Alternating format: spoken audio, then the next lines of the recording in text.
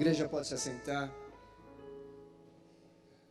Talvez você quando chegou, você recebeu uma fichinha como essa.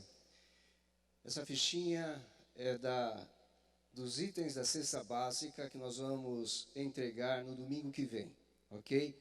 Então esse é o item para nós formarmos a cesta básica. Esse mês que passou, um mês difícil, nós tivemos que completar, mas com muito alimento, faltou muito esse mês, muito. Nós tivemos que ir ao supermercado, em 2 supermercados, o Antônio cuidou disto, ir lá e comprar um monte de saco de arroz, óleo, açúcar, para completar a cesta. Então, vamos fazer diferente em agosto? Nós vamos entregar domingo que vem. Se você esquecer, eu não trouxe domingo que vem, não tem problema. Domingo que vem nós vamos distribuir uma fichinha, e nós já temos 7 carros dos jovens, que se for necessário, nós vamos à sua casa buscar, tá? Nós vamos encher a despensa para as famílias que nós ajudamos gratuitamente. Meus irmãos, e a gente está lá durante a semana, sempre tem família que bate lá, com essa situação difícil, precisando de uma ajuda.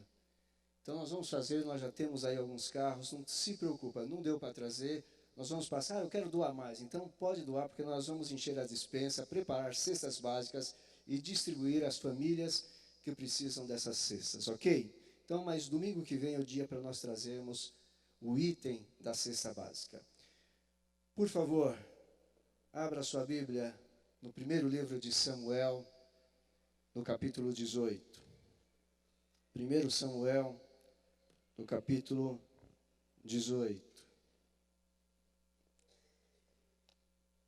Primeiro livro de Samuel, capítulo 18.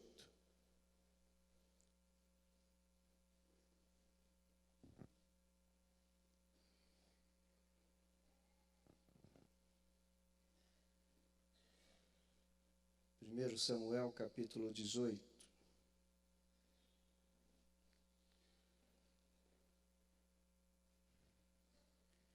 Nós vamos trabalhar hoje no tema desenvolvendo intimidade autêntica, uma intimidade com o próximo e uma intimidade com Deus. Desenvolvendo uma intimidade autêntica. E o nosso texto base é o capítulo 18, do 1 ao 9, do primeiro livro de Samuel, ok? Mas antes de nós lermos, só deixa aberto aí na sua Bíblia, nós vamos precisar falar um pouquinho a respeito do que acontece antes, até nós chegarmos nesse episódio narrado no capítulo 18.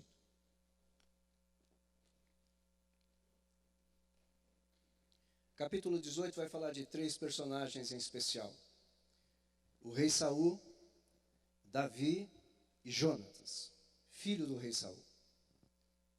O que acontece antes do capítulo 18? O rei Davi é um jovem numa família de 8 filhos, ele é o caçula da família, e alguma coisa muito estranha acontece com esse jovem Davi. Ele está lá cuidando das ovelhas no pasto. Tem um personagem antes disso chamado Samuel. Samuel é um profeta e sacerdote.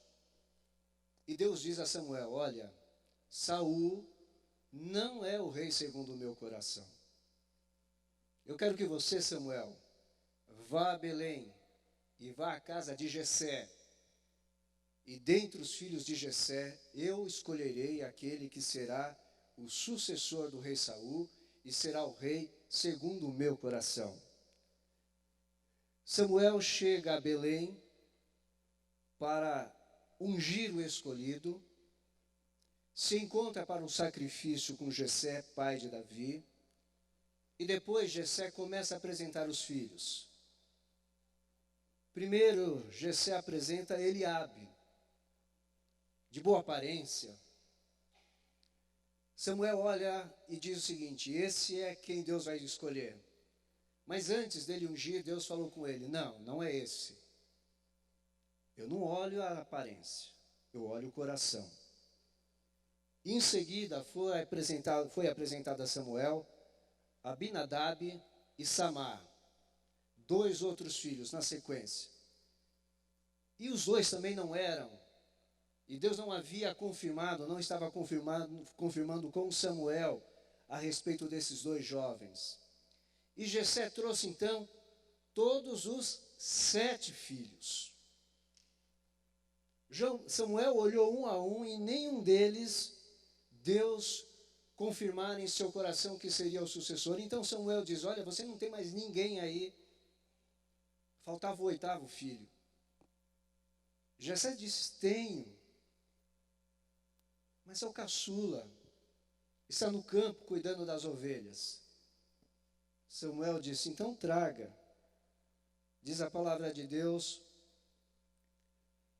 que Davi veio, um rapaz ruivo, com belo olhar, boa aparência.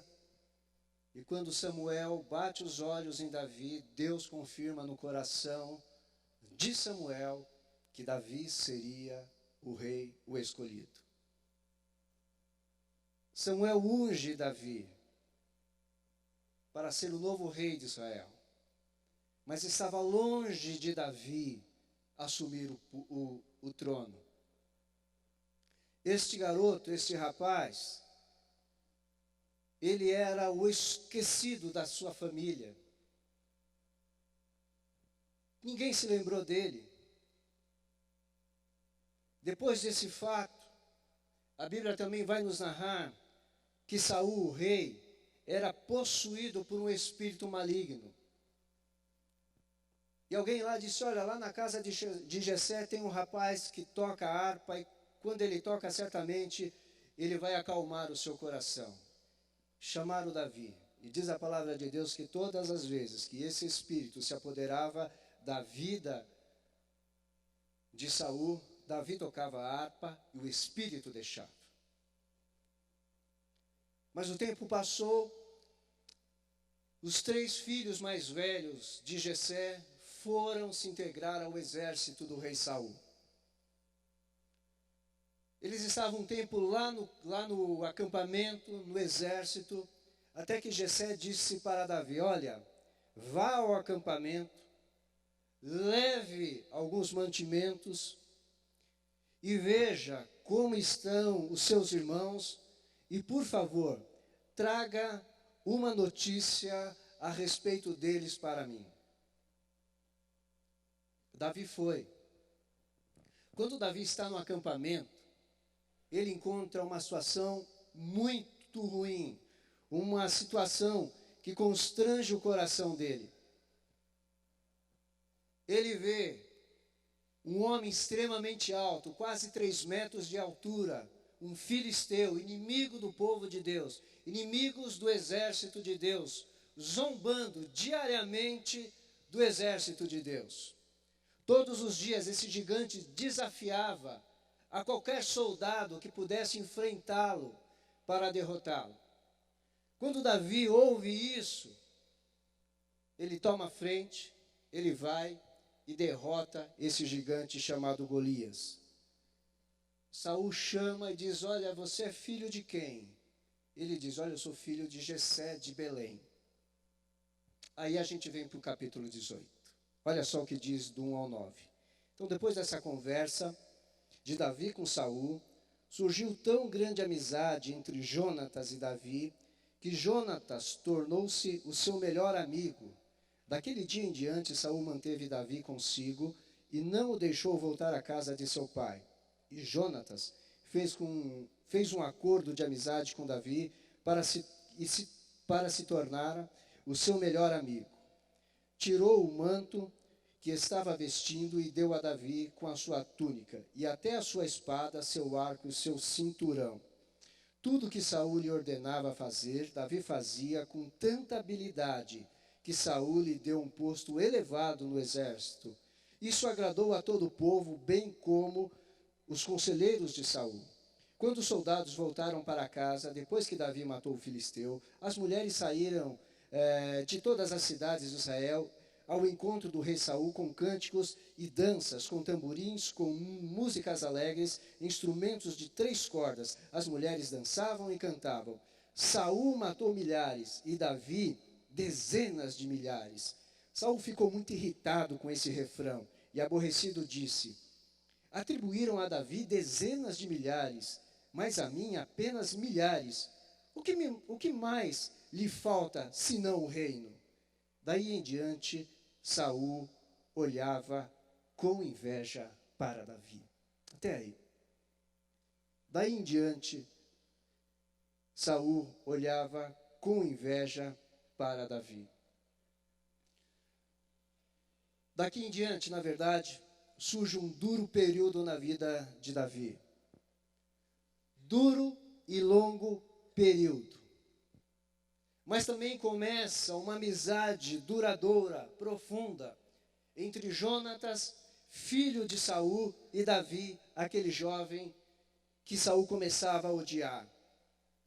O que eles tinham em comum? Davi era um homem, um rapaz esquecido na sua família. E Jonatas, apesar de ser o filho do rei, também se sentia esquecido na sua família. O texto do capítulo 20, vamos até o capítulo 20, olha só que expressão que o pai Saul usa para com seu filho Jonatas. Olha lá, capítulo 20, verso 30. A ira de Saul se acendeu contra Jonatas e ele lhe disse: filho de uma mulher perversa e rebelde, será que eu não sei que você tem apoiado o filho de Jessé para a sua própria vergonha e para a vergonha daquela que te deu a luz?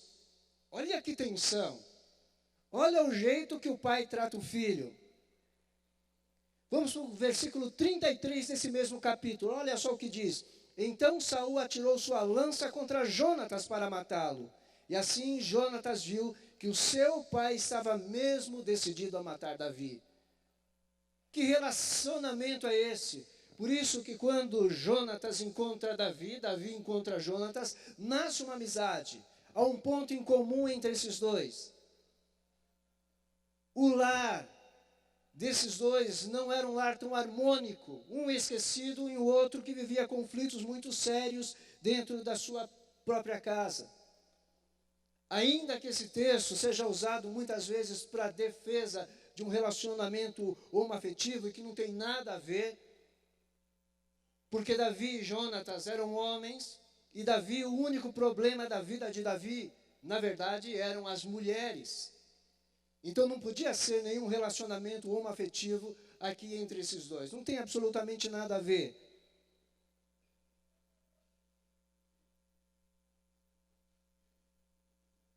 Diz o seguinte a palavra de Deus no verso 1, que surgiu uma grande amizade entre esses dois. Uma outra versão vai dizer o seguinte, que sucedeu que acabando de falar com Saul, a alma de Jonatas se ligou com a alma de Davi, e Jonatas o amou como a sua própria alma. Quando diz aqui que Jonatas se ligou à alma de Davi, essa palavrinha ligou é a mesma palavrinha que Gênesis usa para dizer que Jacó estava ligado a Benjamim com laços afetivos de família. É a mesma palavra, a mesma ligação, para demonstrar a intensidade do amor fraternal entre pai e filho. É a mesma coisa aqui. Então surgiu uma amizade entre esses dois. E a primeira lição que nós aprendemos aqui é que as amizades, elas fortalecem os amigos nos dias de dificuldade. As amizades fortalecem os amigos nos dias de dificuldade. Nós precisamos lembrar que Deus tinha um plano todo especial para a vida de Davi. Ele era jovem. E por isso o próprio Deus promoveu essa amizade. Não foi à toa que eles se conheceram. Davi enfrentaria daqui por diante uma juventude muito difícil. Mas Deus tinha que preparar esse jovem para ser o rei de Israel. O seu maior líder, o seu melhor rei. Para tanto, Deus utilizaria este acontecimento para, desse ponto em diante, a partir do capítulo 18, forjar o caráter, a vida o líder, Davi. Davi estava no auge das suas conquistas, mas Deus precisava colocá-lo numa forma, porque ele precisava entrar na forma de Deus. Para cumprir o propósito de Deus daqui em diante, o que Deus vai fazer? Deus vai colocar numa forma para quebrantá-lo, para ajustá-lo, para moldá-lo, para afiá-lo, para estreitar o caminho dele, para subjugá-lo em algumas vezes, para que ele possa ser o maior líder de Israel. E esse caminho não foi fácil. Por isso que a ênfase bíblica é que no versículo 1, a Bíblia diz que começa uma grande amizade entre esses dois jovens. Porque Deus vai precisar da vida de Jonatas para formar a vida de Davi, para livrá-lo. O que acontece aqui nesse texto é o seguinte: Jonatas, então, se torna o melhor amigo de Davi. E Saul, seu pai, se torna o pior inimigo de Davi. E é desse jeito que Deus vai trabalhar nessas vidas. Capítulo 19, olhem lá, versículo 1. Saul falou ao seu filho Jonatas e a todos os seus conselheiros sobre a intenção de matar Davi. Jonatas, porém, gostava muito de Davi. Era claro que Saul queria matar Davi. Mas Davi tinha em Jonatas uma grande amizade. Por isso, Jonatas, no capítulo 19, ainda vai avisar Davi sobre essa intenção de Saul. Vai dizer: olha, meu pai quer te matar. No versículo 4, Jonatas vai falar bem de Davi ao seu pai. Fala: pai, deixa disso, olha o que Davi fez, matou um gigante, acabou com a guerra, nós vencemos, olha. E Saul diz ali a palavra de Deus que Saul amolece o coração, mas não amolece de jeito nenhum. Na verdade, ele sente raiva de Davi. O capítulo posterior, o capítulo 20, nessa história, vai mostrar ainda mais a intenção de Saul de matar Davi, mas Jonatas informa a Davi a intenção do seu pai novamente de matá-lo. Então, no capítulo 20, nós percebemos um outro fato. De novo, esses dois fazem uma aliança de amizade entre família. Eles confirmam o pacto feito no capítulo 18. Que se acontecesse alguma coisa no futuro, não aconteceria absolutamente nada com a família de Jonatas. A amizade aqui, entre esses dois, tão importante, é promovida por Deus para a formação de Davi. A história continua e Jonatas dá uma outra prova de amizade. Ele diz o seguinte para Davi: olha, meu pai não está brincando. Foge, foge. Se ele te encontrar, ele vai te matar. Que amizade, que companheirismo. Queridos irmãos, no meio das nossas maiores dificuldades, é nesse momento que nós precisamos dos nossos maiores e melhores amigos. É nesse momento que nós precisamos de amigos de verdade, quando as coisas não vão bem com a gente. Porque quando as coisas vão bem, amigo é o que não falta, mas quando as coisas vão mal, nós precisamos dos amigos. Muitas das vezes as promessas de amizades para com você falharam. Muitas pessoas disseram para você: olha, eu vou estar com você até o final, e acabaram não estando. Porque quando as coisas começam a ficar difíceis para o seu lado, muitos daqueles que são chamados seus amigos desaparecem mesmo. E aí a gente tem promessas de amizades nas nossas vidas, mas elas desaparecem. Sabe por quê? Porque nós não temos mais nada para oferecer, porque talvez o que tínhamos para oferecer cessou. E aí aqueles que se diziam amigo foram embora. O amigo mesmo, sempre socorre o outro. Nem sempre quando as coisas estão bem do outro lado, mas principalmente quando as coisas estão mal. Porque é no meio das dificuldades que os laços de amizade se fortalecem, como foi fortalecido o laço de amizade entre Jonatas e Davi. É no meio das dificuldades. É mostrando fidelidade em qualquer situação. Benjamin Franklin disse o seguinte: as promessas podem atrair amigos, mas o cumprimento delas é que os conserva. Você pode prometer ser amigo de todo mundo, mas o cumprimento da sua palavra vai tornar as pessoas sua amiga. O inverso é igual. As pessoas podem prometer amizade para você a todo momento, mas quando você precisar, a fidelidade da amizade dessa pessoa para com você é que realmente vai mostrar que ela é sua amiga. Uma das coisas mais fascinantes é que Cristo nos ensina. A nossa sensibilidade com Deus aumenta. O nosso louvor é regado por lágrimas que brotam do coração, porque nós estamos no meio do deserto. Nosso coração fica contristado.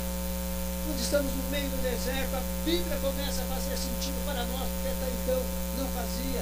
Nós descobrimos textos que passávamos os olhos e nem estávamos ligando para ele.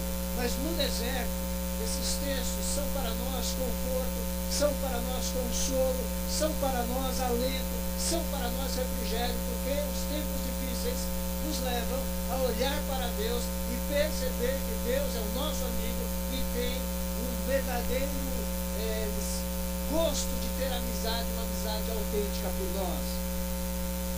E aí nós queremos fazer de Deus também, quando estamos passando pelas dificuldades, o nosso melhor amigo. Agora deixa eu lhe dizer uma coisa, baseado nesse texto, na vida de Davi. Deus realmente está conosco para nos fortalecer, mas Deus não desperdiça as oportunidades de nos preparar. Deus não desperdiça. A inveja de Saul, aqui no texto, custou muito longo tempo, duro e longos sofrimentos na vida de Davi. Muitas das vezes Deus usa os caminhos mais difíceis para que nós sejamos moldados, para trabalhar em nossas vidas. E esses caminhos, muitas das vezes, nós não entendemos. Uma outra lição, Davi fazia parte do plano eterno de Deus, por isso Deus permitiu que ele passasse por esse deserto, passasse por essa dificuldade. Agora, nós também fazemos parte do plano eterno de Deus, é por isso que nas nossas vidas, muitas vezes acontece de nós andarmos pelo caminho estreito, pelo deserto, porque Deus quer estar conosco no meio desse deserto, porque também é a oportunidade de Deus trabalhar nas nossas vidas. Lembrem-se, como Deus moldou, formou Davi, Deus também forma cada um de nós. Eu e você somos parte do plano de Deus, ainda que não entendamos. Um pastor pregava nos Estados Unidos, fez um apelo para aquela gente toda, e por incrível que pareça, só uma pessoa aceitou Jesus Cristo.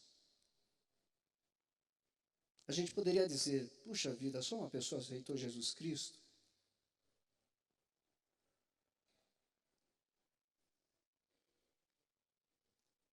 E o plano de Deus na vida desse pastor? Mas naquela noite, aquele que levantou a mão chamava-se Billy Graham. O maior pregador dos nossos tempos, e milhões, aliás, milhares de vidas já aceitaram Jesus pela pregação de Billy Graham. E no dia da sua conversão, somente ele levantou a mão. Deus tem planos que nós não conhecemos, ainda que os nossos caminhos se estreitem. Deus está conosco. Uma outra lição. No meio desse deserto, no meio dessa dificuldade, no meio dessa perseguição, Davi não se esquece de Deus. Davi não deixa Deus de lado, mesmo na dificuldade. Davi lembra-se de Deus. Ele foi ungido. Ele não está no trono, mas ele lembra-se de Deus. Davi começou a vida então como guerreiro, vencendo filisteus. Uma pessoa que se tornou conhecida da noite para o dia. As mulheres cantavam, olha, Saul matou milhares, mas Davi matou dezenas de milhares. E agora ele passa por uma dificuldade tremenda. O próprio Saul lança atira contra ele uma lança para matá-lo, e não uma vez, duas vezes, e ele se esquiva. Mas no meio disso, perseguição e tudo, Davi não se esquece de Deus. Por que ele não se esquece de Deus? Porque ele começou com Deus, ele sabia que a vida dele fazia parte do plano de Deus. Então, quando ele enfrenta aquele gigante, ele diz o seguinte para o gigante: você vem contra mim com espada e com lança e com dardo, e eu vou contra você em nome do Senhor dos Exércitos, o Deus dos exércitos de Israel, a quem você desafiou. Espiritualidade na sua vida. E quando ele está no deserto, quando ele está no meio da dificuldade, há espiritualidade. Há certo momento da vida de Davi que Davi diz para Jonatas: eu não entendo mais nada, porque seu pai quer me matar, o que eu lhe fiz, qual é o meu pecado? Muitas das vezes nós não entendemos algumas coisas da vida, mas nós precisamos continuar confiando em Deus. Chegou um ponto de tanto estreitamento na vida de Davi, que ele fugiu para uma cidade chamada Gate e se escondeu numa caverna chamada Caverna de Adulão, sozinho. Davi estava passando nesse momento um verdadeiro redemoinho na sua vida. Ele já não era mais aquele guerreiro em que as mulheres cantavam que matou dezenas de milhares. Estava sozinho, não tinha família. Estava sozinho, não estava com a sua mulher, não tinha casa, não tinha conselheiro Samuel para estar com ele. Seus melhores amigos não estavam com ele. Sua autoestima foi lá para baixo. Um momento antes, ele se apresenta ao rei Aquis para fugir. Ele percebe que pode ser morto ali, ele começa a babar como um louco para preservar a sua vida. Esse homem estava completamente sozinho. Mas nós percebemos que dentro da caverna, na escura caverna, longe de tudo, longe de todos, longe daqueles que ele amava, Davi estava sozinho, mas não estava sem a companhia de Deus. Por isso que quando você lê o Salmo 142, você vai entender que Davi não estava fora da presença de Deus. Porque o Salmo 142 vai dizer o seguinte: em alta voz clamo ao Senhor. Isso é Davi falando dentro da caverna. Dentro da caverna ele compõe esse salmo. Em alta voz clamo ao Senhor, elevo a minha voz ao Senhor, suplicando misericórdia, derramo diante dele o meu lamento, a ele apresento a minha angústia. Quanto ao meu espírito, quando o meu espírito se desanima, és tu quem conheces o meu caminho, aliás, o caminho que devo seguir. Na vereda por onde ando, esconderam-me uma armadilha contra mim. Olha para minha direita e vê, ninguém se preocupa comigo, não tenho abrigo seguro. Ninguém se importa com a minha vida. Clamo a ti e digo, tu és o meu refúgio. És tudo que tenho na terra dos viventes. Dá atenção ao meu clamor, pois estou muito abatido. Livra-me dos que me perseguem, pois são mais fortes do que eu. Liberta-me. Essas são as palavras de Davi no meio dessa confusão, no meio dessa perseguição dentro da caverna. Porque ele só tinha que contar com uma pessoa, Deus. O que é que precisamos aprender com isso aqui? De uma amizade autêntica com Deus. Ainda que pareça que você está sozinho, você não está sozinho. Deus está com você no meio das suas dificuldades. O que você precisa aprender é que você pode confiar em Deus. Deus nunca abandonou nenhum dos seus filhos, nenhum. E Ele não te abandonará no meio das suas dificuldades. Ele é seu amigo, e Ele é real, e Ele é autêntico na sua amizade, e é confiável na sua amizade. Pode ser que inclusive você esteja passando por um problema muito difícil, uma situação muito difícil, e você esteja dentro da caverna sozinho. Você não está sozinho, Deus está com você.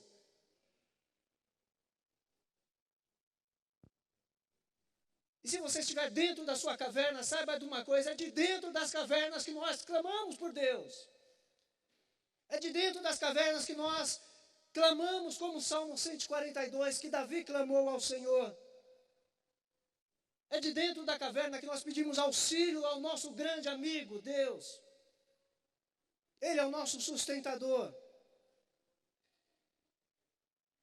E Deus virá ao seu encontro. Agora, se tiver difícil, saiba que Deus está no controle, Deus sabe o que está fazendo. Eu quero concluir essa mensagem, essa reflexão. Deus age de muitas maneiras. Você acha que quando Davi orou a Deus desse jeito, dizendo, olha, venha ao meu auxílio, eu estou sozinho, sabe o que Deus fez com ele? Deus mandou imediatamente a família dele para a caverna. E olha só o tipo de gente que Deus mandou para ele. Também se juntaram a ele todos os que estavam em dificuldades, os endividados e os descontentes, e ele se tornou o líder deles. Havia cerca de 400 homens com ele. Ele não estava sozinho, juntou um exército de gente descontente, de gente endividada, de gente cheia de problema, em resposta à oração dele. Mas é desse jeito que Deus trabalha, do jeito que a gente não entende, porque daqui para frente Deus vai fazer uma obra muito grande na vida de Davi. Quantos Davis nós temos hoje aqui? Quantos de nós estão com caminhos estreitados nesse mês, nessa semana? Quantos de nós pode olhar e falar, olha, eu estou exatamente como Davi? Escutem isso daqui, vejam se isso tem a ver com você. Quem escreve é Domenico de Masi, ele fala a respeito de um norte-americano, Daniel Coleman, que ele diz que esse Daniel, ele teve que admitir uma coisa. Ele diz o seguinte, esses são tempos difíceis para quem trabalha. A sensação deprimente de que ninguém mais tem um emprego seguro, nem mesmo quando a empresa para a qual trabalha é próspera. Permite difusão do medo, da ânsia e da confusão. A prosperidade não é uma garantia de trabalho. As demissões acontecem até quando a economia está em plena expansão. Há hoje uma desolação palpável com o novo cenário que se criou no mundo do trabalho. Isso não tem a ver com os nossos dias? Sim ou não? Pasmem. Isso foi escrito para o ano de 2003, há 12 anos atrás. Vivíamos um tempo difícil, igual nós vivemos aqui, de caminhos estreitados. Há 12 anos atrás. Isso não é recente, isso é antigo. No ano de 2008, nós passamos um cenário econômico global muito ruim. Houve um banco nos Estados Unidos que quebrou, o Lehman Brothers, e ele arrastou com ele um monte de instituição financeira. E nós passamos um momento muito difícil. Aqui no Brasil, as empresas maiores perderam bilhões de reais com isso. E nós passamos um momento muito difícil. Isso foi há 7 anos atrás. Hoje nós enfrentamos um momento muito delicado na nossa economia. Igual a esses dois cenários aqui. Momento de estreitamento para nós. O que eu falei na hora dos dízimos, há um momento de estreitamento na vida religiosa e nós precisamos despertar para isso também. Nós precisamos despertar para o que Deus está fazendo. Agora, uma coisa é certa, Deus é o seu amigo e Deus não vai te abandonar, seja o problema pelo qual você está passando, Deus está com você. O mundo pode tornar as nossas vidas difíceis, como foi a vida de Davi. Mas nós temos um amigo que quer nos ajudar a chegar até lá. Esse amigo chama-se Deus.